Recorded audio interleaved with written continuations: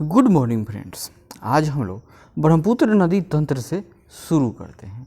इससे पहले हम लोग भारत के भूगोल के बारे में, भारत की स्थिति, भारत का विस्तार, अक्षांशीय और देशांतर रेखा, फिर गंगा नदी सिस्टम, भारत में इस ट्राइब्स के बारे में और भारत की भाषाओं के बारे में बहुत तरह की जानकारी, भारत के हिमालय पर्वत के बारे में जानकारियाँ प्राप्त कर चुके हैं। यानी हम लोग रिवीजन सीरीज चला रहे थे, उसमें वर्ल्ड ज्योग्राफी समाप्त हो चुका है और आज हम लोग देखेंगे इंडियन ज्योग्राफी का यह पार्ट 2 होगा। तो शुरू करते हैं। तिब्बत में उत्पत्ति पाने वाली ब्रह्मपुत्र, इरावती और मेकोंग नदियाँ अपने ऊपरी पाटों में संकीर्ण और समानांतर पर्वत श्रेणी से होकर प्रवाहित होती है। इन नदियों में ब्रह्मपुत्र भारत में प्रविष्ट करने से पहले अपने प्रवाह में एक यू टर्न लेता है। तो यह यू टर्न कहाँ बनता है? यह तो फैक्ट हो गया कि यू टर्न कहाँ लेगा। तो यह यू टर्न नामचा बरवा यानी कि अरुणाचल प्रदेश में लेता है। तो क्यों लेता है? भूवैज्ञानिक तरुण हिमालय के अक्ष संघीय नमन के कारण। अब हिमालय के समानांतर यहाँ देखिए, इस तरह का हिमालय पर्वत है, महान हिमालय। यह इसके उत्तर से होकर प्रवाहित होता है। यह कैलाश मानसरोवर के पास से ही सांगपो नाम से यह निकलता है। कौन? तो ब्रह्मपुत्र नदी। पहले इसका नाम सांगपो है, इसी तरह से आएगा, या चेमा यांगडुंग भी कहिए। अब यहाँ पर भारत के अरुणाचल प्रदेश राज्य में यह इस तरह से यू टर्न लेता है, महाखंड का निर्माण करता है। तो यहाँ से जब यह अरुणाचल प्रदेश में आएगा तो इसका नाम दिबांग हो जाता है। फिर असम में सदिया के पास इसका नाम ब्रह्मपुत्र हो जाता है और असम में सदिया से लेकर धुबरी के बीच 1000 किलोमीटर में इस नदी का नाम ब्रह्मपुत्र है। और फिर बांग्लादेश में आएगा तो बांग्लादेश में इसका नाम जमुना हो जाता है और जमुना गंगा की जो एक बंटवारा हो जाती है, यानी गंगा 2-3 भागों में विभक्त हो जाती है। उसमें से एक जो हुगली है वह भी गंगा की वितरणिका है और उसका दूसरा भाग जो बांग्लादेश होकर जाती है उसका नाम रहता है पद्मा। तो पद्मा में कौन? तो यही जमुना मिल जाती है और इसके बाद में आगे यह मेघना में मिलेगी और मेघना के नाम से ही समुद्र में अपना, यानी बंगाल के खाड़ी में अपना जल प्रवाह करती है। भारत में यारलुंग जंगबो नदी को जाना जाता है। यहाँ देखिए, तो यारलुंग जंगबो नदी यह भी किसका नाम है? तो ब्रह्मपुत्र का ही नाम है। तिब्बत में मानसरोवर, इस तरह का एक लेक है बहुत बड़ा, मानसरोवर झील के पास है। किस किस नदी का स्रोत है? एक ब्रह्मपुत्र नदी जो भारत के पूर्वी सीमा से होकर अरुणाचल प्रदेश से इस तरह से एंट्री मार लेगी। दूसरा है सिंधु, यह भारत के जम्मू कश्मीर से होते हुए और पाक अधिकृत कश्मीर से होते हुए यह अरब सागर में अपना जल गिराती है। और एक है सतलज नदी, यह हिमाचल प्रदेश से होते हुए यह भी सिंधु नदी की सहायक नदी के रूप में अपना जल प्रवाहित करती है। अरुणाचल प्रदेश से होकर बहने वाली नदियाँ हैं तो कौन कौन? तो उसका नाम है लोहित, सुबनसिरी, ये सब ब्रह्मपुत्र नदी की सहायक नदियाँ हैं। मानस नदी सहायक नदी है, यह भी ब्रह्मपुत्र का। ब्रह्मपुत्र नदी तिब्बत में जानी जाती है सांगपो नाम से। सांगपो मतलब साफ एवं स्वच्छ पानी। ब्रह्मपुत्र नदी का बहाव क्षेत्र है, यह अंतर्राष्ट्रीय नदी है।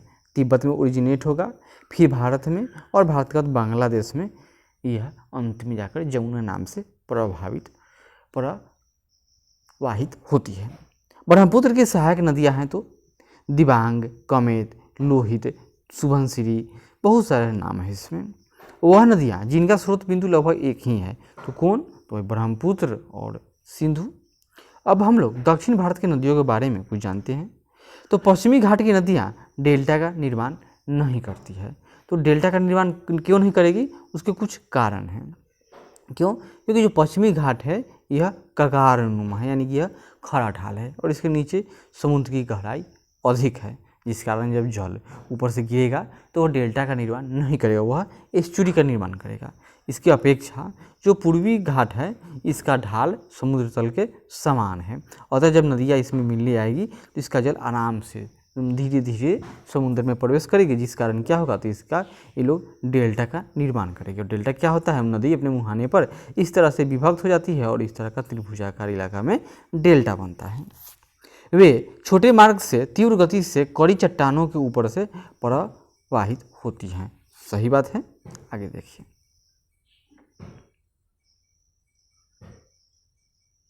प्रायद्वीपीय भारत की सभी प्रमुख नदियाँ बंगाल की खाड़ी में गिरती हैं, परंतु नर्मदा तथा तापी नदियाँ अरब सागर में गिरती हैं। नर्मदा और तापी नदियाँ विभ्रंश घाटी से होकर यानी भ्रंश से होकर बहती है। हम लोग जानते हैं कि जो पश्चिमी घाट है इसका हाइट अधिक है, पूर्वी घाट का हाइट कम है। तो सभी नदियाँ पश्चिम से पूर्व की ओर जाती हैं। तो ये दोनों नदियाँ इधर क्यों? क्योंकि यहाँ पर दो फॉल्ट है या भ्रंश कहिए। पहला विंध्याचल और सतपुरा के मध्य से नर्मदा नदी बहती है और यह अरब सागर में जाकर अपना जल गिराती है। दूसरा इसका समानांतर यानी सतपुरा के दक्षिण में होकर कौन नदी? तो उसका नाम है तापी। यह भी इसके साथ साथ ही प्रभावित होती है और यह भी नदी अरब सागर में अपना जल गिराती है। नर्मदा हो गया। नर्मदा नदी पश्चिम की ओर बहती है, जबकि अधिकांश अन्य प्रायद्वीपीय बड़ी नदियाँ पूर्व की ओर बहती है। क्यों? क्योंकि जान ही गए, क्योंकि यह एक रेखीय विभ्रंश यानी रिफ्ट घाटी में विस्तृत होती है। रिफ्ट का निर्माण कैसे होगा? अगर नीचे का यह पहले का प्लेट था, अब यहाँ पर नीचे प्लेट टेक्टोनिक क्रिया में यह दोनों का जो प्लेट है यह दोनों पर क्या होगा? अपोजिट दिशा में बल लगेगा, जिससे यह प्लेट टूट जाएगा। यहाँ पर टेंशन हुआ और क्या होगा? जब यह इधर चला जाएगा तो बीच का इलाका ध्वंस जाएगा सामान्यतः। सबसे अधिक अगर कोई फॉल्ट का निर्माण होता है तो इसी क्रिया के द्वारा। नर्मदा घाटी जिन पर्वत श्रृंखलाओं के बीच से बहती है उसका नाम है विंध्य और सतपुरा रेंज। नर्मदा अपने मुहाने पर डेल्टा का निर्माण करती है, गलत बात। वह एक भ्रंश घाटी से बहती है, सही है। भारत की पश्चिम की ओर बहने वाली नदियाँ जो डेल्टा का निर्माण नहीं करती है, कौन कौन? नर्मदा, ताप्ती, पेरियार। पेरियार केरल की प्रमुख नदियों में से एक है। कृष्णा, गोदावरी, तापी एवं कावेरी नदियों में से वह नदी जो भ्रंश घाटी से होकर बहती है, कौन है वह? तापी। राजनंदगांव, रायपुर, बस्तर एवं कोरबा जनपदों में से नर्मदा बेसिन का भाग है, कौन है? तो यह राजनंदगांव। किसका भाग है?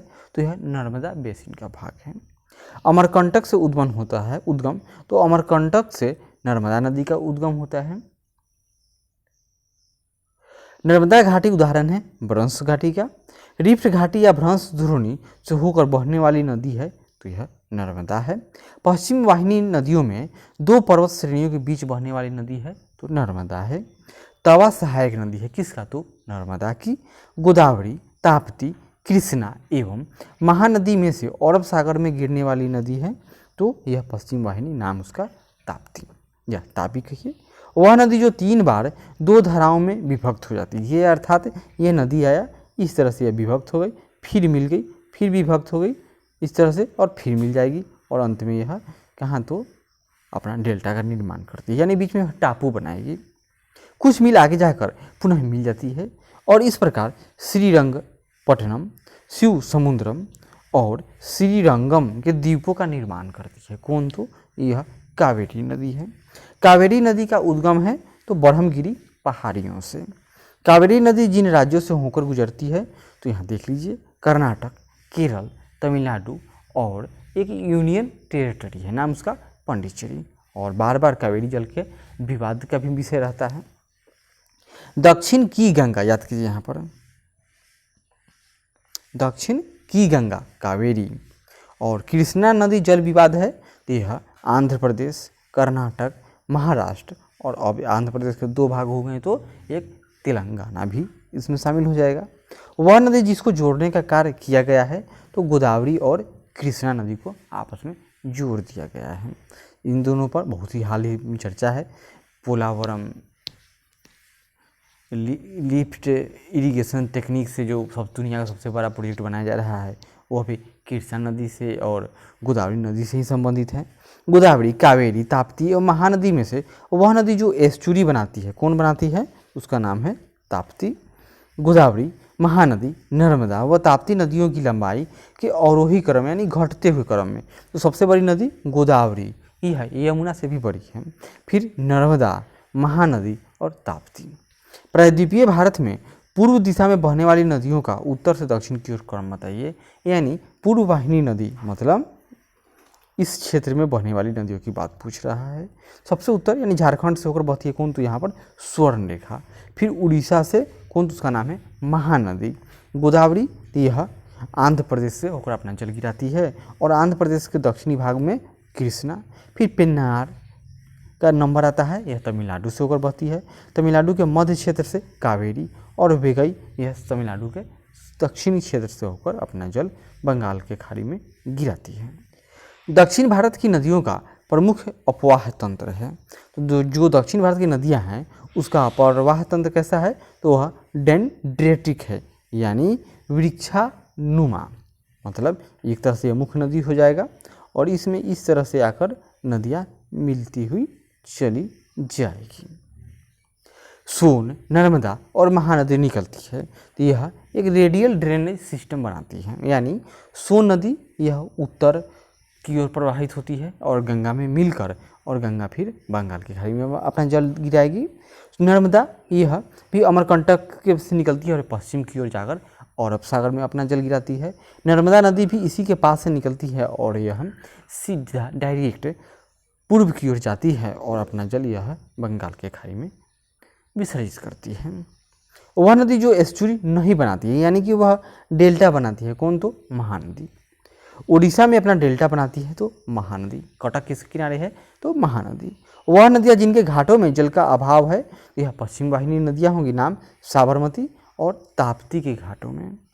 वह स्थान जहाँ से भारत की दो महत्वपूर्ण नदियों का उद्गम होता है, जिनमें एक उत्तर की तरफ प्रवाहित होकर बंगाल की खाड़ी की तरफ प्रवाहित होती है होने वाली दूसरी महत्वपूर्ण नदी में मिल जाती है, और यानी कि वो डायरेक्ट समुद्र में नहीं जा रही है, और दूसरी अरब सागर की ओर प्रवाहित होती है।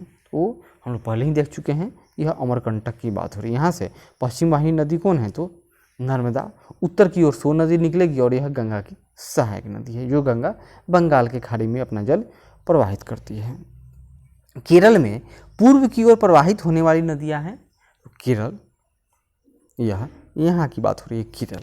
तो इसमें पूर्व की ओर यानी इससे वैसी नदियाँ जो पूर्व की ओर जाती होंगी और वह कहाँ मिलेगी, वह कावेरी की सहायक नदी बनेगी, तो नाम है उसका पाम्बार, भवानी, कबानी।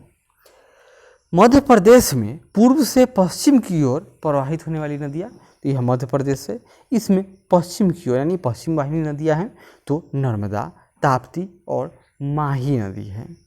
नर्मदा, महानदी, गोदावरी एवं कृष्णा नदियों में से सर्वाधिक बड़ा जलग्रहण क्षेत्र किसका है, तो इस गोदावरी नदी का है। गोदावरी को क्या कहा जाता है, बृहद गंगा। प्रायद्वीपीय भारत की सबसे लंबी नदी तो यह गोदावरी है। वंशधारा, इंद्रावती, प्राणहिता, पेन्नार नदियों में से गोदावरी की सहायक नदी है तो इंद्रावती और प्राणहिता।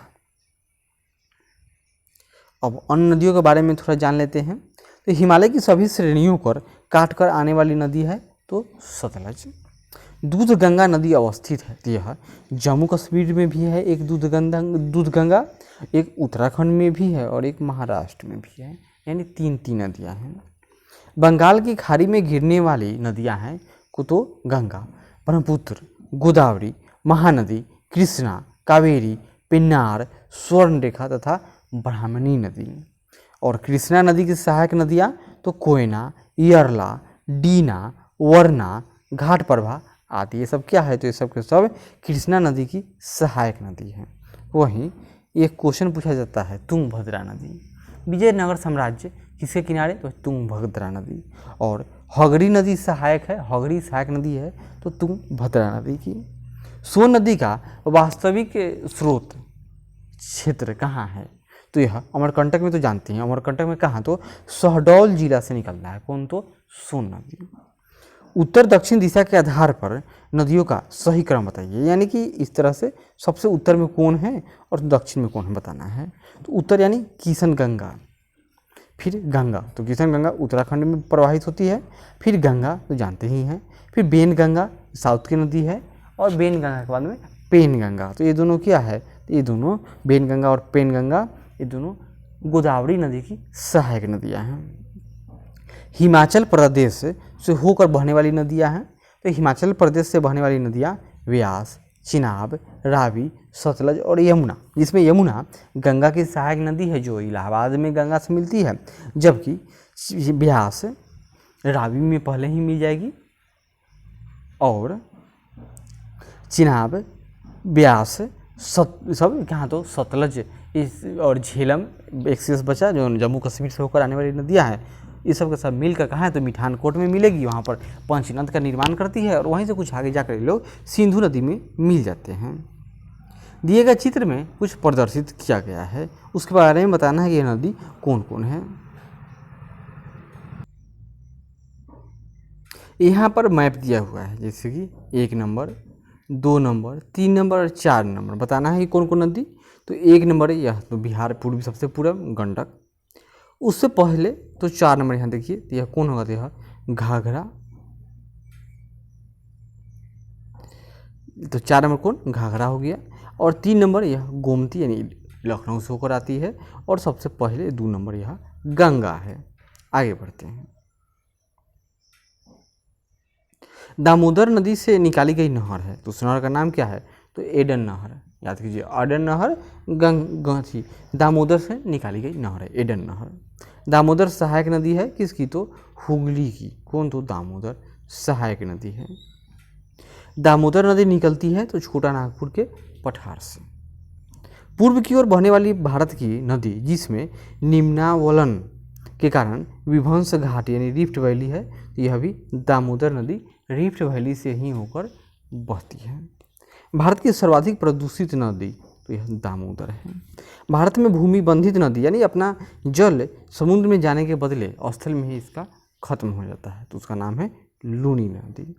लूनी नदी के संदर्भ में तो यह कच्छ की रण की दलदली भूमि में लुप्त हो जाती है, यानी विलुप्त हो गई। माही, घग्घर, नर्मदा एवं कृष्णा नदियों में से अंतःस्थली अपवहन नदी का उदाहरण है कौन, घग्घर। इसी को क्या कहा जाता है, तो यह प्राचीन काल में सरस्वती नदी रही होगी। सबसे अधिक नदीपथ परिवर्तन करने वाली नदी यानी बिहार का शोक, तो कोसी नदी है। खारी नदी जिस अपवाह तंत्र का अंग है वह है बंगाल की खाड़ी का है तंत्र। कौन, तो खारी नदी किस अपवाह तंत्र का, तो यह बंगाल की खाड़ी का ही अंग है। वह नदी जिसका स्रोत हिम नदियों में नहीं है, तो वह कौन होगा, तो उसका नाम होगा सोन, कोसी नहीं। त्रिवेणी नहर में पानी आता है किससे, तो गंडक से। बिहार की वह नदी जिसने वर्ष 2008 में अपना मार्ग परिवर्तित किया एवं आपदा की स्थिति उत्पन्न कर दी थी, नाम था उसका कोसी नदी। भारत की नदियों स्पीति, सतलज, श्योक तथा जास्कर में उत्तर से दक्षिण की ओर जाते हुए नदियों का सही अनुक्रम क्या होगा। ये सब जम्मू कश्मीर और हिमाचल प्रदेश की नदियाँ हैं। तो सबसे उत्तर में श्योक नदी है। श्योक, ये कौन है श्योक, तो यह सिंधु नदी की सहायक नदी है। उसके बाद जास्कर, फिर स्पीति और सतलज, ये दोनों हिमाचल प्रदेश में आते हैं, और यह दोनों जास्कर और श्योक तो जम्मू कश्मीर में, अब कहिए कि ये लद्दाख में आएंगे। संथाल परगना में पाया जाने वाला दुमका का हिजला मेला आयोजित किया जाता है कहाँ, तो मयूराक्षी नदी पर। 2 राज्यों में पहली बार 2 नदियों को जोड़ने की परियोजना के संबंध में समझौते के स्मृति पत्र पर हस्ताक्षर किए गए हैं। और राज्यों और नदियों के नाम बताइए, मतलब यह काम अब पूर्ण हो चुका है। नाम है केन और बेतवा। केन उत्तर प्रदेश की नदी है और बेतवा मध्य प्रदेश की नदी है। उत्तर प्रदेश एवं मध्य प्रदेश राज्यों में संयुक्त राजघाट नदी घाटी परियोजना लागू की गई है। तो यह राजघाट नदी घाटी परियोजना है बेतवा नदी पर। किस पर, बेतवा नदी। काली नदी भारत के दक्षिणी भाग में पूर्व की ओर बहने वाली नदी है। कौन, तो काली। यह गलत बात, यह उत्तर भारत की नदी है, जो यही ने काली नदी है जो भारत और नेपाल के बीच उत्तराखंड में बाउंड्री का निर्धारण करती है। दक्कन पठार अपने पश्चिमी किनारे पर उच्चता पर है, यानी हम लोग जानते हैं कि यह पश्चिमी हाई, इसका हाइट अधिक है, और पूर्व में बंगाल की खाड़ी की दिशा में उसकी मंद प्रवणता है, यानी इस तरह से ढालूनुमा बनाता है। तो आर तो सही है लेकिन ए गलत है। भारत में विश्व का सबसे ऊंचा पुल बनाया जा रहा है, तो कहाँ, तो चिनाब नदी पर। महात्मा गांधी सेतु यह बिहार के पटना में है, गंगा नदी पर। वह नदी जिसका उद्गम स्थल भारत में नहीं है, तो यह सतलज। कपिली किसकी सहायक नदी है? तो कपिली ब्रह्मा यानी ब्रह्मपुत्र की सहायक नदी है। यहाँ पर कुछ नदियाँ हैं और उसके सहायक नदी का नाम है गोदावरी, सहायक नदी मंजरा, कृष्णा सहायक नदी भीमा, ब्रह्मपुत्र इसकी सहायक नदी तीस्ता और गोदावरी सहायक नदी इंद्रावती है। आगे बढ़ते हैं।